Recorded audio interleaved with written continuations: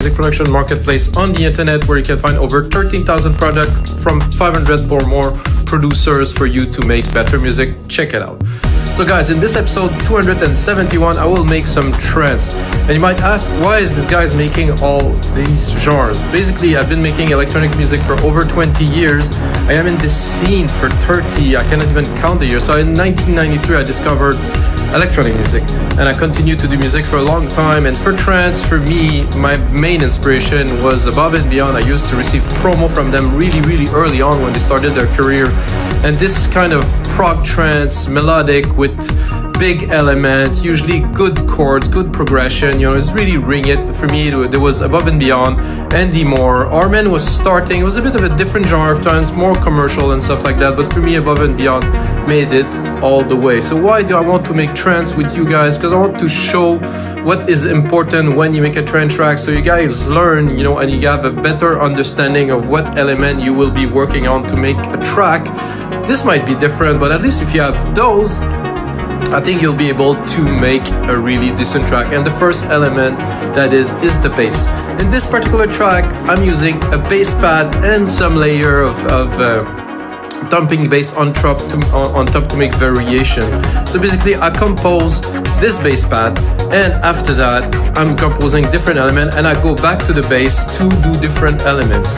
It's very important when you make, let's say, a loop. I would call it a loop. Some people compose differently. Personally, I do subtractive. So subtractive mean I make a track, I make a 32 bars loop, and then I reduce it to the simplest element. But when I make this, I put all the ideas that I have in there. So I'm sure when I pull back, I will have all the elements that I need to mix the track. So first step, create this big loop. Second step, build more arrangement. Third step, probably put more intricate parts, do automation and things like that, guys. So in this episode, you're gonna learn a whole lot. Let's jump into it. So right, guys, let's get started on this trance track. On the headphones, of course. Drop the volume of the speakers. I started a little bit, so I made a drum beat. Pretty simple drum beat. It is a start to the track, 132 BPM, of course, 96 kilohertz.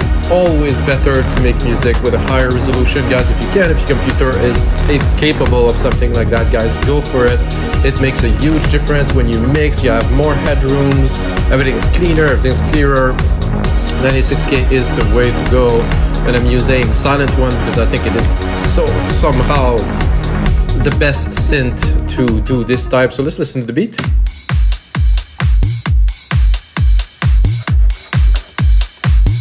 Simple. I put some big crashes in there just for fun, just to vary a little bit. With something like that, I prepare like a patch that I thought would be good to start like something like this. I think even before I start this, I would sidechain it. So I'm going to take a compressor. Gonna go into the sidechain here, instrument, kick one, which is the kick that I hear. What I'm doing is sending the kick signal to the compressor. So you can see it here. I'm gonna set the attack and the release to very fast. Make sure it's not auto. Make sure we do not use auto gain too. I do not like this personally. If I want gain, I can always adjust the volume here.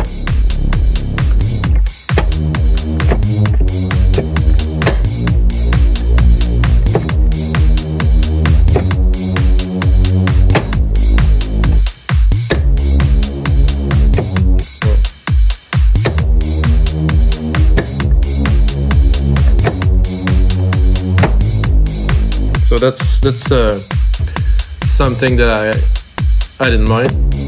Oh, I'm gonna restart again here.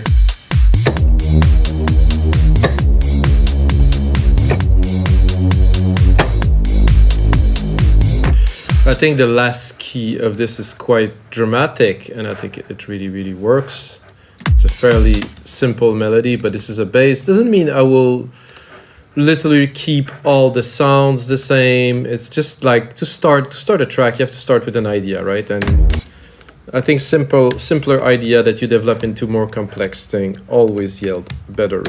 I'm thinking right away, I would take that, replicate it, keep this little progression we just created here, take it to a whole octave higher and replicate it 9, 10, 12. 12 semitone. So now we have a chord. Ooh, I like the slow release of this one. This is a slow attack, sorry. I think I will bring it a little bit more.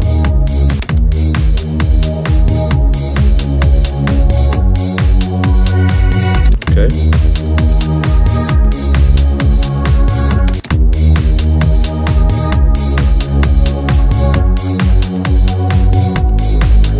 Like this.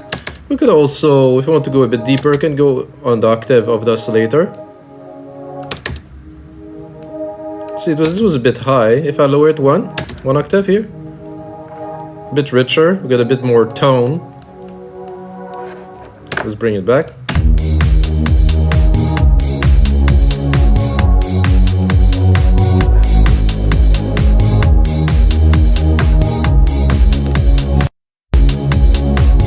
I would also do a send bus here. Take this send here, put a big reverb, which I like, which is always silver reverb here. My grandiose preset. I'm gonna send a little bit of the pad to it. Make it a bit bigger, a bit wider. Not too much.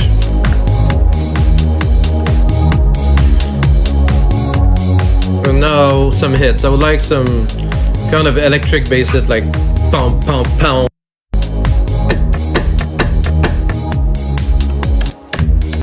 I like this, very simple. And then we're gonna put a different bass on it.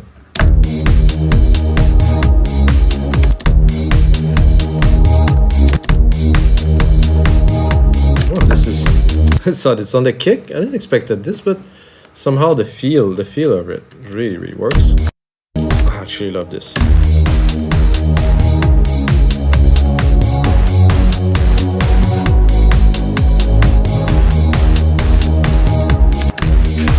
We'll hit up like a chunky bass like this.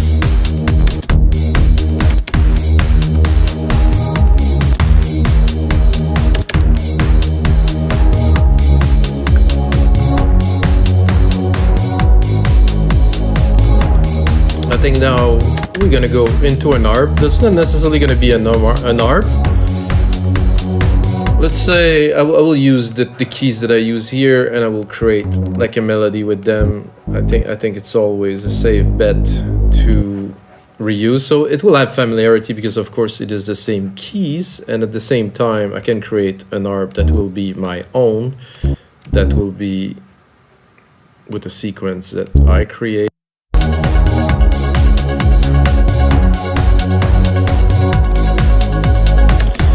I will see if I can bring it up here.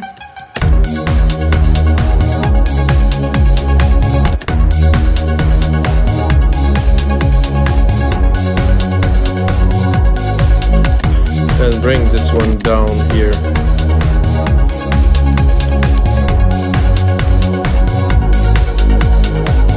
Not quite, a bit lower.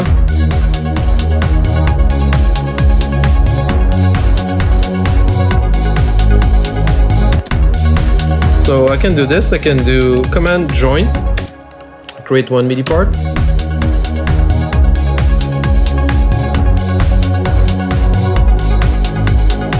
So you probably understand that those pads here are linking these parts very well together. So every time the pad going up, and then right after the pad there's a key change here in the ARP. Pushes, pop, pushes, pop, pushes, pop.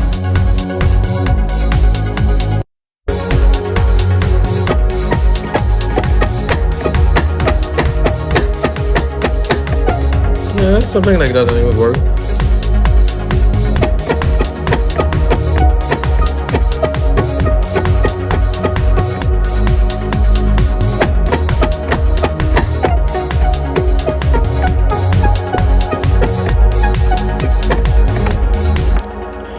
Little top lead melody here. Let's put it in there. And of course edit it, make it into something, hopefully. Let's clean it.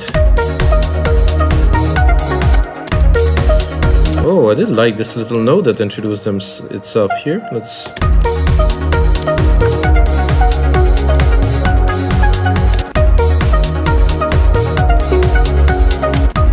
This one...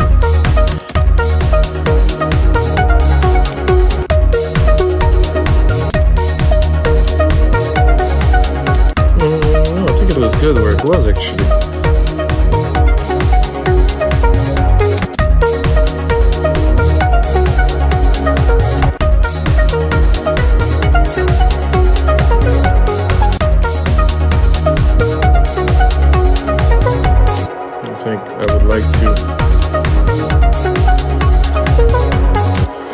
I would like to repeat the little effect I got there. I think just this is enough.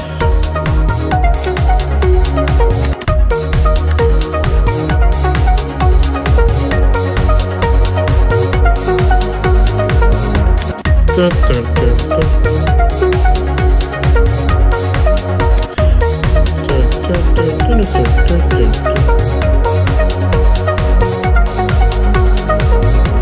There's something that is not quite tight in there. This is good here. There's a delay here. This is good here. Just repeat this here.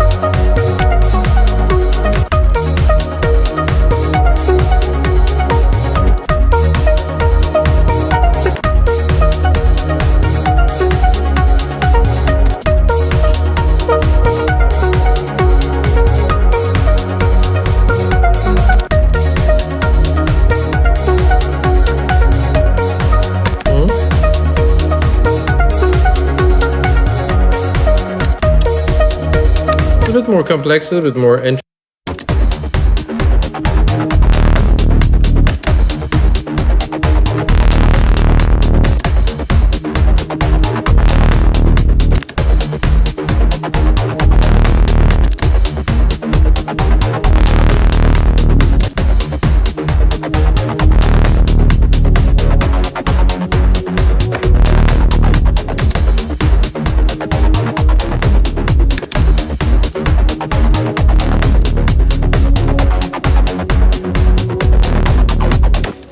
Okay, this is getting there. So like I said, guys, I'm creating elements that will be used later on in the track. Once I do the process of putting everything together, then right away I'm gonna set up an automation channel here. I'm gonna put it on touch. I'm gonna go into Sylenth, drop this. So then I will have control. You do A to show the automations. You go here, Sylenth one cut off. So we can play with it.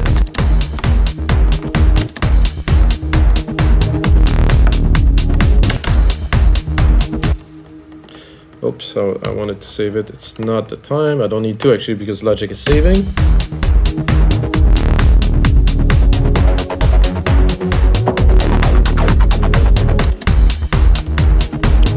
I could also, like earlier, look at the keys here. So we're gonna look at the keys we are. And this is the key of the bass that I was just playing here. And I think it would be good if I would take it up here.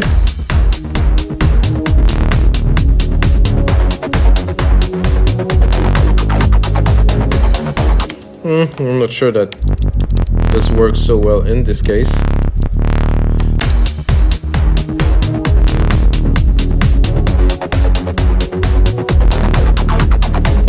It does actually.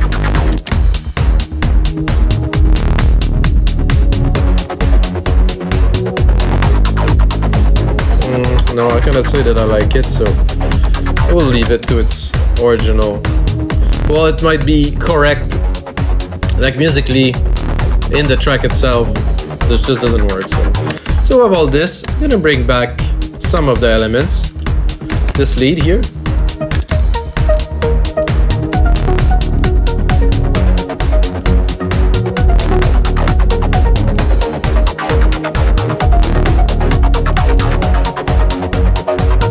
I'm gonna try to mix it a little bit.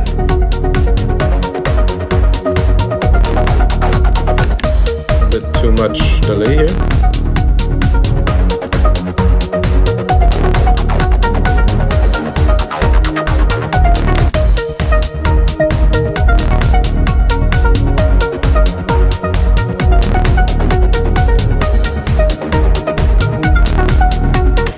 Let's hear this again.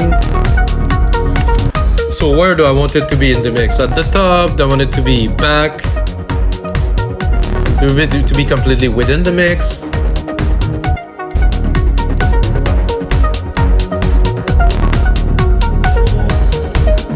And then we have this main harp and put in the back. This I want it to be really in the back, in the groove.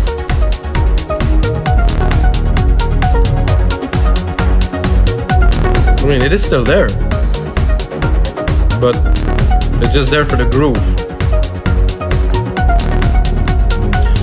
And then of course this main bass pad that really bring the thickness to the track.